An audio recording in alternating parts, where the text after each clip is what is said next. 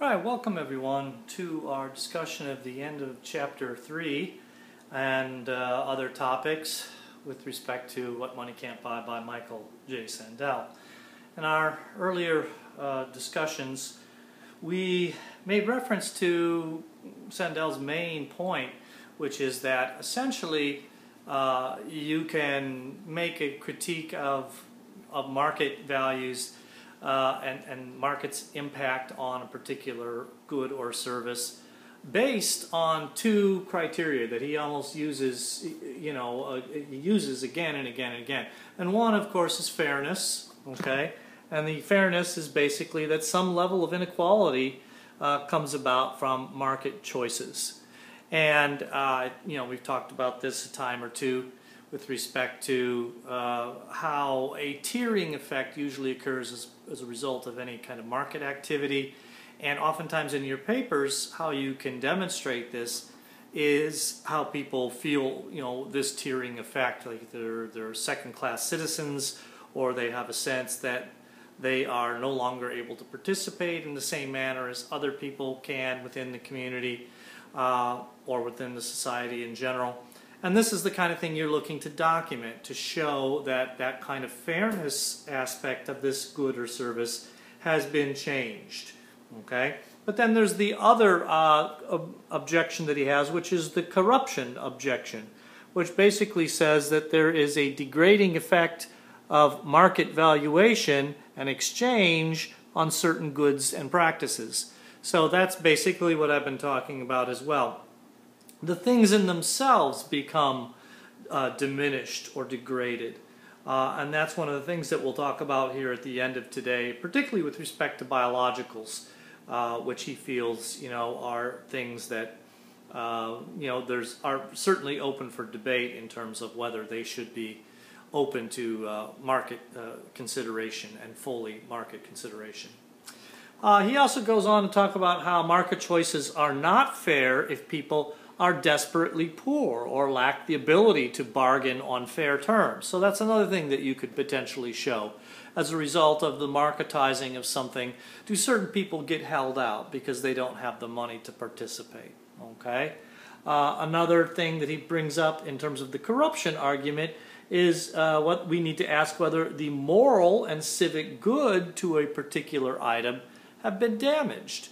And he talks about this with respect to a number of different items about with respect to if the way that that thing is valued is changed, or there's a certain kind of moral reason or a moral value attached to a particular item that then becomes commoditized, whether that good becomes diminished, whether people don't value it in the same way once the dollar value has been attached to it. And of course, the idea of the paper is that indeed you will. He illustrates this with his discussion, a number of different things he talks about. One I want to focus on is the example where lawyers were asked to provide counsel for members of AARP, American Association of Retired People, for a reduced fee or a reduced rate, to which most of the lawyers soundly rejected that notion because it was not worth their time to not charge $150 an hour but $30 an hour. That would still seem to be a market value or a market exchange going on there. However, interestingly enough, in that same circumstance, if the lawyers were asked to do it pro bono or for free, well, now that whole market valuation went out the window, and now you just had a quote-unquote moral reason for doing something because it was charitable, right? And in that case, they did accept, the idea that they would go and give counsel to these AARP members, people who couldn't presumably afford the normal rate or normal fee. And, that's pretty much a standard concept anymore, is that, pro bono work, there's nothing stigmatizing about that. However, to do and sell your labor for a reduced amount that wouldn't reflect the market value, oftentimes is seen as a non-starter. So, and there's a whole lot of discussion about this in other areas that Sandel remarks upon with respect to how much incentive is appropriate. And if you're not going to incentivize enough, that it's probably better not to pay at all. I like to think about this among poets myself, all right? I know most of my friends who are poets who are serious about it put in a lot of time to write this kind of work. Of course, there's really no market in it, and it's something that has basically a kind of social value or moral value, if you will, an intrinsic value for most part. And so, if you ask most poets, what would be a value of their labor over a course of a year, I think most people would say, well, whatever it is, nobody is willing to pay that because there's no market value involved with it. Yet, they continue to do it. But then this is also the reason why poets don't really get upset about the fact that there is no market, and they don't see it as a kind of like, for example, in the entertainment world, something that every performance has a market value attached to it or a market price attached to it. They do it for intrinsic reasons and moral reasons and not for financial reasons. And to all of a sudden get paid, in particular if it's a payment that's less than the amount of time or effort that they have invested in it in a real sense, then that's insulting, right? In a way that lawyers who might go and give counsel for a rate that's beneath their standard rate would see that as insulting as well. But pro bono, that's okay. Now they can be seen as doing this in the name of charity, and they have no problems with it. So this is another key aspect of what Sandel is talking about.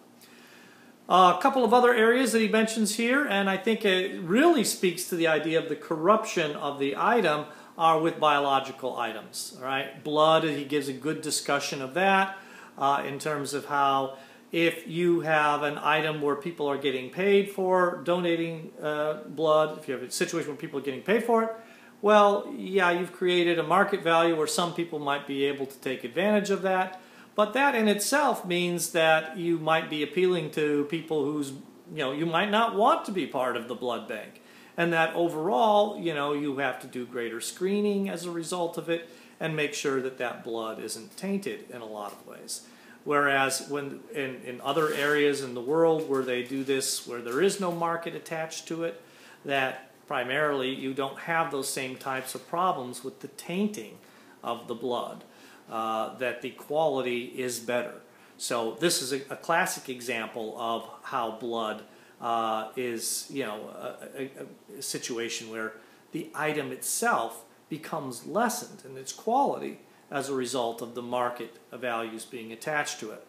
I think the same thing is true for kidneys. All right, if people donate kidneys and you have it done in such a way that the kidney is appropriated in a manner where there isn't some sort of compensation for it. Again, the surety of the quality of that kidney is maintained. But if you open up a market for it and you sell it to people who sell kidneys of people who are the most desperate for money, I mean, let's face it, you have to be pretty desperate to sell your kidney. Although, it goes on all the time. Not so much in the States, right, because there is a moratorium on the buying and selling of kidneys. But you read in the book about how Sandel discusses where markets do exist in places like South Africa, where doctors will fly people in and basically remove their kidneys so that they can be sold to, rich people who can afford kidney transplants in that regard. That this is a kind of situation where you really don't know what you're getting. And if you were on the receiving end, you'd probably be more likely and feel better about the fact that your kidney was appropriated from somebody who was willing to donate it and wasn't, looking to sell it or to make some sort of revenue as a result of it. So again, the value of it goes down. And I think this is probably true about all kinds of biologicals. When there's a market developed for body parts and other kinds of things that we start to refer to as, part of the body itself, sperm donation, egg donation. Again, these are the types of things that once a market is developed, one starts to wonder about the quality of it. If they're donated, certainly there still could be problems, but you would assume that the donation, the charitable act of it, would ensure that the quality is not somehow tainted. Okay? So you can talk about, biologicals, interesting place to talk about all of this, valuation difference between markets and moral valuation. Another place you can talk about is exactly the institution that we find ourselves in, and that's education. And the idea that knowledge and truth have their own intrinsic value. And as soon as you start incentivizing people to go and find these things out, it somewhat, destroys the quality of what you might expect them to go and find. And I think this is, in many respects, the heart of what the dilemma is for a lot of students with respect to education. And, the way many of you have come through the institution is you're incentivized again, and there's all these different hoops that you have to jump through in order to get to the next level, and that this somehow becomes the meaning of what it is to go through education, is to get that next, carrot that's being dangled out in front of you.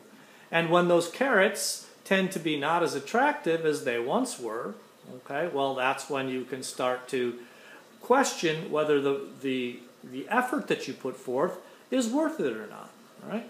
Like in the example of this class, the only incentive I have to hold out for you essentially is a grade, right? Well, for many people, grades aren't really great motivation enough, so their motivation flags to a large extent.